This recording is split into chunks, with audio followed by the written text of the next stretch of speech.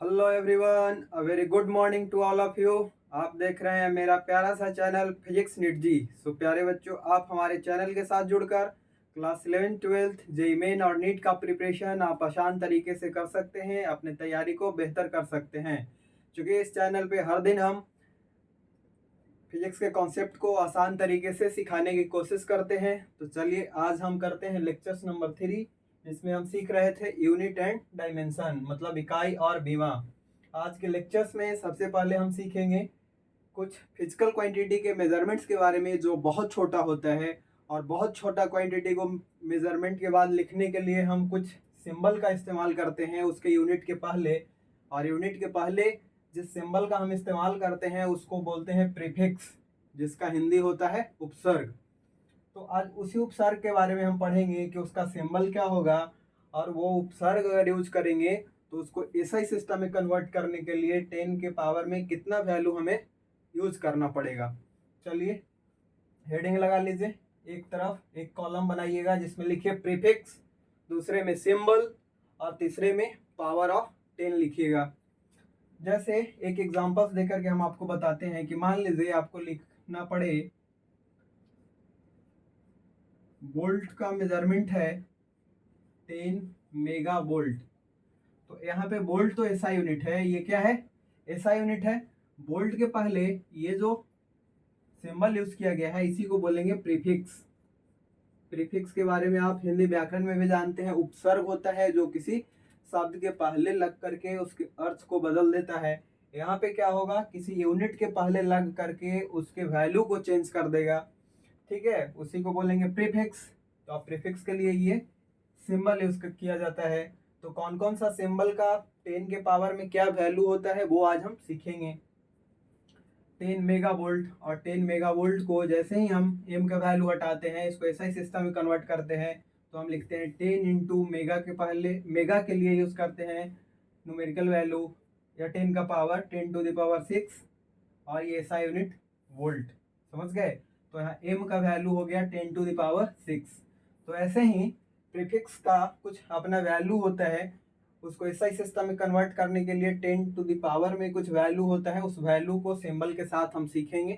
ठीक है, तो कॉलम बनाइए प्रीफिक्स का, एक सिंबल का और दूसरा तीसरा पावर ऑफ 10 का। तो सबसे पहले हम छोटा से बड़े की तरफ मूव करेंगे। सबसे पहले प्रीफिक्स लिखिएगा डेसी। What, deci. इसके लिए हम सिंबल यूज करते हैं स्मॉल डी, और डेसी के लिए 10 के पावर में इसका वैल्यू होता है 10 टू द पावर -1। ठीक है, पहले हम छोटे वैल्यू को यूज कर रहे हैं। उसके बाद होता है सेंटी। ठीक है, सेंटी के लिए क्या यूज करते हैं हम लोग, सी। और इसके लिए 10 के पावर में वैल्यू होता है -2, 10 टू द पावर -2। देन लिखिएगा मिली, देन लिखिएगा मिली। इसके लिए सिंबल हम यूज करेंगे स्मॉल एम, और इसके लिए 10 का पावर में वैल्यू होगा -3, 10 टू द पावर -3। मिली के बाद लिखिएगा micro,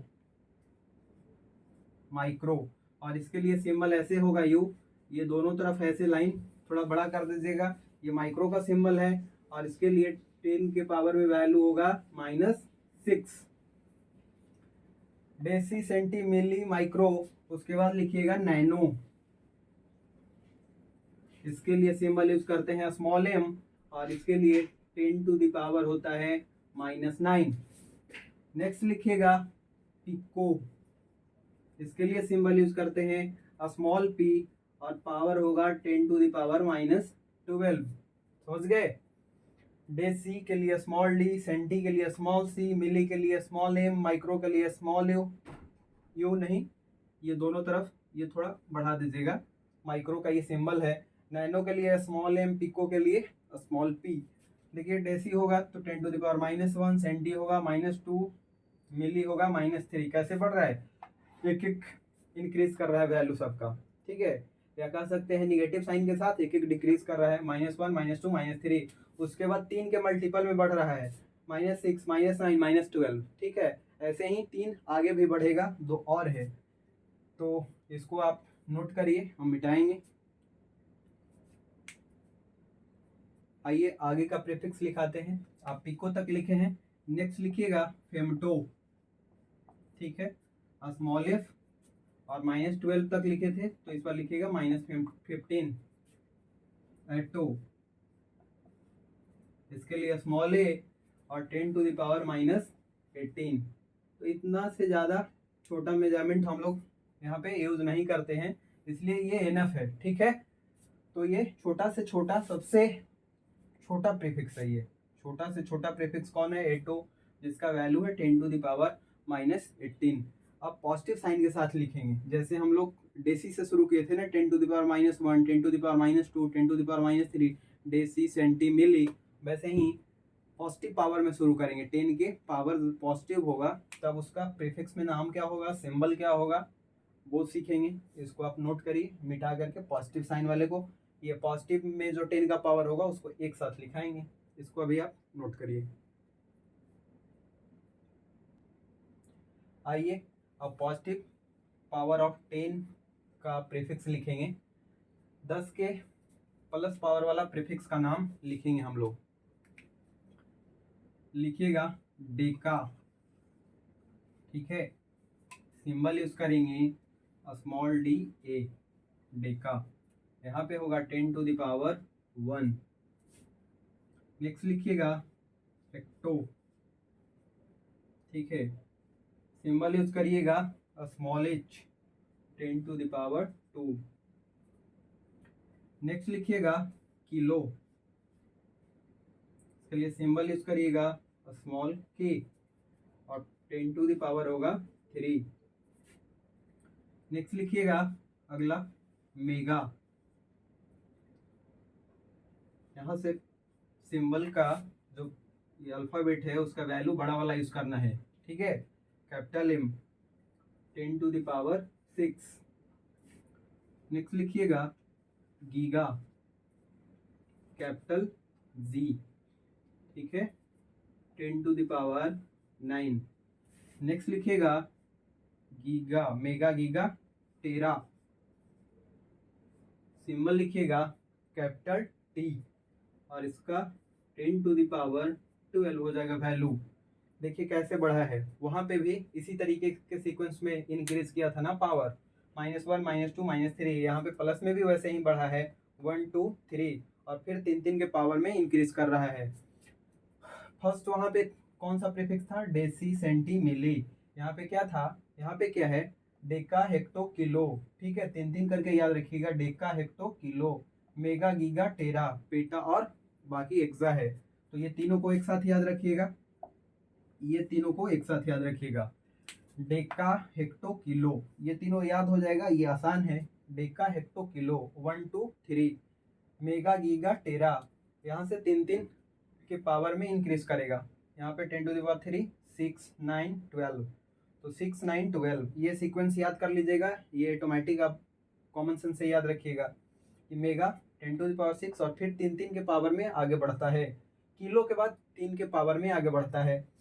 Deka hecto kilo, mega giga टेरा और लास्ट है 2 पेटा और एक्सा। तो आप क्या करिए, 3 को याद रखिए, ठीक है। सिंबल यहाँ पे थोड़ा देखिएगा, वहाँ डेसी के लिए डी था, सेंटी के लिए सी था और मिली के लिए स्मॉल एम था। वहाँ पे सब वैल्यू स्मॉल एम यूज किए हैं। यहाँ पे देखिए डेका के लिए स्मॉल डी है, हेक्टो के लिए स्मॉल एच है, किलो के लिए स्मॉल के है और यहाँ से सब जो अल्फ़ाबेट है ना सिंबल का वो सब पॉजिटिव है। मेगा गीगा टेरा, पेटा के लिए कैपिटल पी, एक्सा के लिए कैपिटल ई होता है, ठीक है। इसको नोट करिए, मिटा रहे हैं। आइए बचे हुए 2 फिजिकल क्वांटिटी का प्रीफिक्स लिखते हैं। 13 तक लिखे थे, पेटा के लिए कैपिटल पी और यहाँ पे हो जाएगा 10 टू द पावर, वहाँ पे लास्ट में लिखे थे 12 तक, तो ये पेटा के लिए 15 और एक्सा के लिए कैपिटल ई और ये हो जाएगा 10 टू द पावर 18। तो माइनस में -18 तक हम लोग लिखे थे प्रीफिक्स का वैल्यू और प्लस में भी +18 तक हम लोग लिख रहे हैं।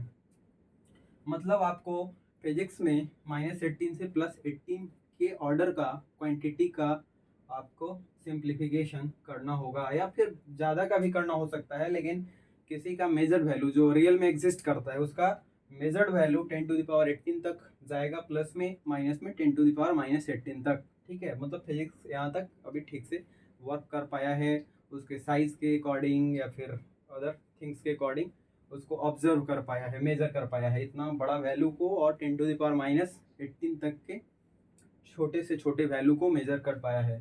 तो चलिए, ये प्रीफिक्स कंप्लीट हुआ। अब हम कुछ जो लॉन्ग फिजिकल क्वांटिटी मेजरमेंट होता है डिस्टेंस का, जैसे किसी स्टार्स का डिस्टेंस मेजर करना है अर्थ से, सन से अर्थ का जो डिस्टेंस है वो मेजर करना होता है, तो कुछ बड़े यूनिट्स का हम लोग यूज़ करते हैं। उस 2-3 बड़ा यूनिट्स काफ़ी इंपॉर्टेंट है, जिसका हम देखें 1-2 उस पर बेस्ड क्वेश्चंस भी पूछा है प्रीवियस ईयर में जेईई में, इसलिए वो तो 2-3 जो बड़ा यूनिट है डिस्टेंस का वो अभी हम लिखवा देते हैं। इसको आप मिटा लीजिए, सॉरी इसको नोट कर लीजिए, मिटाएंगे। देखिए, सेलेस्टियल बॉडीज होता है, किसी दूसरे सैटेलाइट का डिस्टेंस अगर मेजर करना होता है अर्थ से, ठीक है, तो लॉन्ग यूनिट का यूज़ किया जाता है, मेजर करके लाइट ईयर में लिखा जाता है, या एस्ट्रोनॉमिकल यूनिट में लिखा जाता है, या फिर पार्सेक में लिखा जाता है। तो उसका मीटर के साथ एसआई यूनिट के साथ क्या रिलेशन होता है वो यहाँ पे याद रखिएगा। एक लाइट ईयर का मतलब होता है कि जो लाइट है वो अगर 1 साल चलेगा तो मीटर में वो इतना डिस्टेंस ट्रेवल करेगा। ठीक है, एक लाइट ईयर, लाइट का स्पीड कितना होता है 3 × 10⁸ ना मीटर पर सेकेंड। मतलब लाइट अगर 1 साल तक चलेगा तो वो इतना डिस्टेंस ट्रेवल करेगा, इसलिए लिखा गया है 1 light year is equal to 9.5 × 10⁻15 metre. ठीक है, एस्ट्रोनॉमिकल यूनिट AU, एक astronomical unit is equal to क्या होता है 1.496 × 10⁻11 मीटर। ठीक है, 1 पार्सेक, जो कि ये सबसे डिस्टेंस का सबसे लॉन्गेस्ट यूनिट है।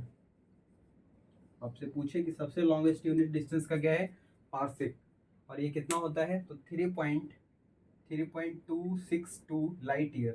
LT मतलब लाइट ईयर, एक लाइट ईयर में इतना मीटर होता है, तो इसका वैल्यू यहाँ पे गुना में लिख दीजिएगा, और जो कैलकुलेट करके आएगा उतना मीटर हो जाएगा। ठीक है, तो ये कुछ लॉन्गेस्ट यूनिट है डिस्टेंस का, कहीं कहीं पे पूछता है या पूछा हुआ है 1-2 क्वेश्चन, इसीलिए ये हम आपको लिखा दिए। अब नेक्स्ट सेशन में या अगले लेक्चर में हम करेंगे डायमेंशन, फिजिकल क्वांटिटी का हम डायमेंशन निकालने के लिए सिखाएंगे। ठीक है, और उसका टफ प्रॉब्लम जो होगा या जो बेसिक और इम्पॉर्टेंट फिजिकल क्वांटिटी का डायमेंशन हम आपको बता देंगे, और कुछ आपको करना है, इस तरीक़ा से हम आगे फिजिक्स को करेंगे। ठीक है, तो आज का सेशन यहीं पे हम समाप्त करते हैं। अगले दिन फिर आपको इस चैनल पे लेक्चर्स देखने को मिलेगा क्लास 12th का, जिसमें हम पढ़ रहे हैं electrostatics. So thank you, bye bye, take care.